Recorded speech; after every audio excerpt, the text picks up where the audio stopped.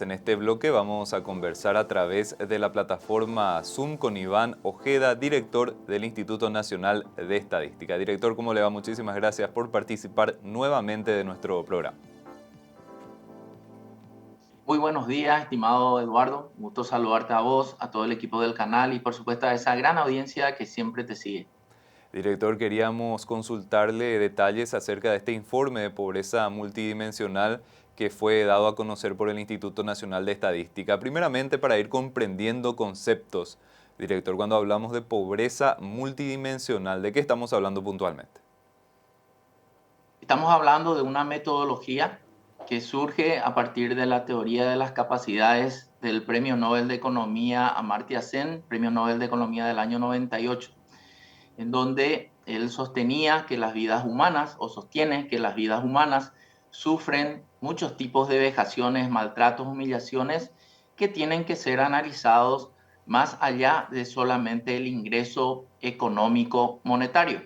Tienen que ser analizadas en una medida global, en una medida multidimensional. Y es así que el Instituto Nacional de Estadística se ha acercado a la Universidad de Oxford, en donde a través de su iniciativa de pobreza y desarrollo humano ha ayudado al Paraguay en la construcción de esta novel medida multidimensional de la pobreza. Acá hay que destacar el liderazgo de la señora Sabina Alquire, que es la líder de esta iniciativa en la Universidad de Oxford, que es una entusiasta promotora de esta medida y por supuesto hoy el Paraguay también ya tiene su mirada multidimensional de la pobreza. Cuando hablamos de IPM o hablamos del índice de pobreza multidimensional, tenemos que señalar que la fuente principal de información es la encuesta permanente a hogares también. Tenemos 4 dimensiones que estudiamos. Tenemos la dimensión de trabajo y seguridad social, tenemos una segunda dimensión que es vivienda y servicios, y tenemos una tercera dimensión que es salud y ambiente, y una cuarta dimensión de educación. Dentro de cada una de estas dimensiones, a su vez, tenemos carencias o variables que estudiamos. Y así es que actualmente damos a conocer las cifras en donde la incidencia de la pobreza multidimensional afecta al 17% de la población paraguaya. Venimos del año anterior de un 19% y hay una reducción. O sea, 137,000 personas han logrado salir de la pobreza multidimensional. Entendamos por un hogar pobre multidimensional aquel hogar que simultáneamente tiene 4 o más carencias. Entonces, cuando hablamos de carencias, estamos hablando, por ejemplo, eh, un hogar carente es un hogar en donde existen desocupados o donde existen personas que no han terminado el colegio o la enseñanza obligatoria. También en el hogar si existe alguien con falta de aporte a una caja jubilatorio, o en la dimensión de viviendas si es que tiene materiales inadecuados o si esa familia vive en hacinamiento, o sea, más de 3 en una habitación, en un dormitorio.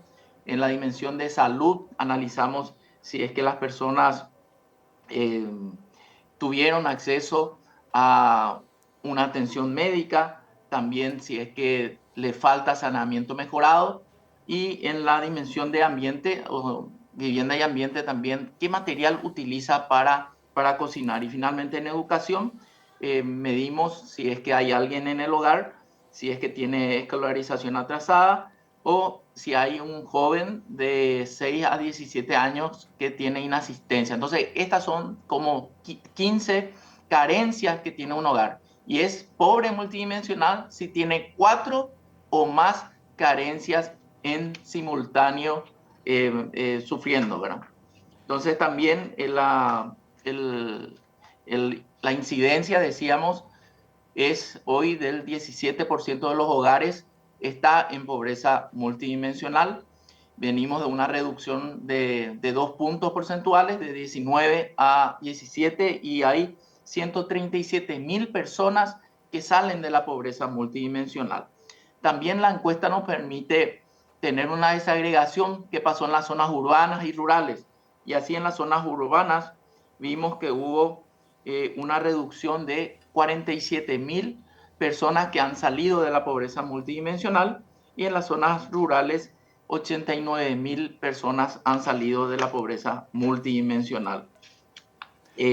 También la medida nos permite identificar cuáles son esas carencias que, digamos, afectaron, o cuáles son las carencias que han sido superadas para que estos hogares salgan de la pobreza multidimensional. Y principalmente mejoramos mucho en subocupación por insuficiencia del tiempo.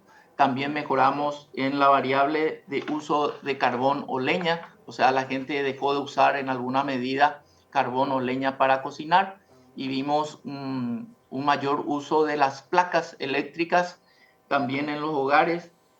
También vimos mejoras en cuanto al saneamiento mejorado. Vimos que la gente mejoró su baño, o mejoró también su eliminación de excretas. Y por supuesto también hay otros factores que tenemos que seguir mejorando, que siguen siendo desafíos, como por ejemplo el poder pagar a una caja jubilatoria, o también el tema del hacinamiento. La encuesta también, al ser anualizada, que es una gran ventaja, porque nuestra encuesta se realiza durante todo el año, nos permite tener un ranking de departamentos. Y así sabemos que los departamentos más afectados por la pobreza multidimensional son los departamentos de San Pedro, Caazapá y Concepción, lo cual es muy coherente también con lo que pasa con pobreza monetaria. Están en torno al 33% de pobres multidimensionales. Le siguen los departamentos de Canindeyú, Paraguarí y Guairá, en torno al 25 y 27% de pobres multidimensionales. Itapúa y Caguazú están en torno al 25% de hogares pobres multidimensionales. Y luego tenemos Amambay y Cordillera en torno a 20% de hogares pobres multidimensionales. Ñembucú, Presidente Hayes, están en torno a 19%, y ya con menor incidencia en pobreza multidimensional los departamentos de Alto Paraná con un 15%, y Misiones 14%, y finalmente Central con 7% de pobres multidimensionales, y la capital del país en torno a 4% de pobres multidimensionales, Eduardo. Director, estuvimos viendo justamente en pantalla algunos de los datos reportados por el Instituto Nacional de Estadística, y me parece importante también hacer énfasis sobre este porcentaje de la población que tiene tanto pobreza monetaria como pobreza multidimensional. Hay un segmento de la población que tiene ambas vulnerabilidades. Esa es una cuestión que también tiene que formar parte del análisis, y requiere de políticas públicas específicas para que justamente vayan saliendo de este nivel de vulnerabilidad tan elevado. Es así mismo, el porcentaje de personas o de hogares que está en las dos pobrezas, que está en la pobreza monetaria y que está en la pobreza multidimensional, es el 9,2% de los hogares. Es una población aproximada de 543.000 personas. Las que son solamente pobres multidimensionales y no están en pobreza monetaria son el 7,9%, una población de 465.000 personas aproximadamente. Y obviamente los que son pobres multidimensionales actualmente en el país son 1.009.000. Si miramos lo que pasa con la pobreza monetaria, en cuanto a la pobreza monetaria, o sea, los que están en la pobreza porque no tienen los ingresos suficientes para cubrir los costos de una canasta básica de consumos, son el 22% de la población, 1.330.000 personas aproximadamente.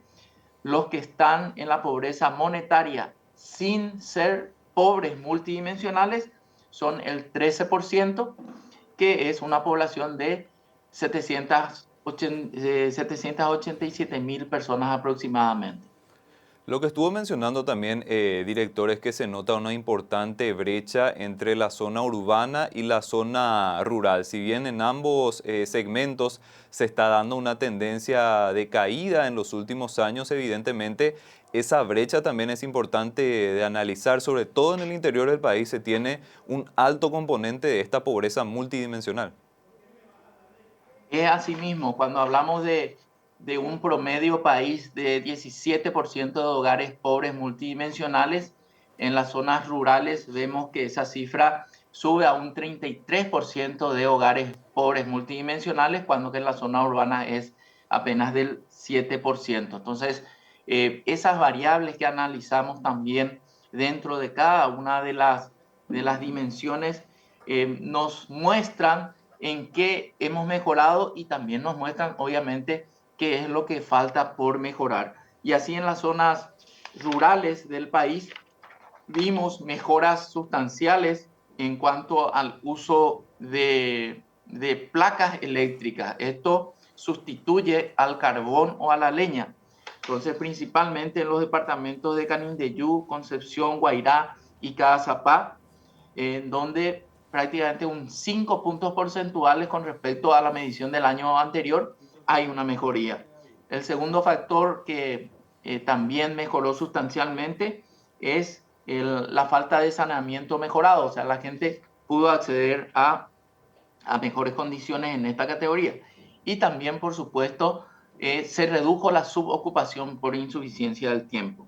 Sin embargo, tenemos desafíos todavía, como por ejemplo en materiales inadecuados de la vivienda o las carencias, o que en el hogar hay personas que no aporten a una caja de jubilación o que estén con educación atrasada. Entonces, estas son ya algunas de las carencias que le permite a los formuladores de políticas públicas tomar las decisiones para seguir haciendo lo que se está dando resultados y también mejorar aquellas áreas que puedan o que necesiten ser mejoradas. Es importante destacar que el Instituto Nacional de Estadística lidera el proceso de la medición, pero no trabaja solo. Esto se estudia y se analiza en un comité de pobreza ampliado, donde participan 13 instituciones públicas, formuladoras e implementadoras de políticas públicas, como por ejemplo el Ministerio de Desarrollo Social, el Ministerio de Educación, Salud, Vivienda, etcétera.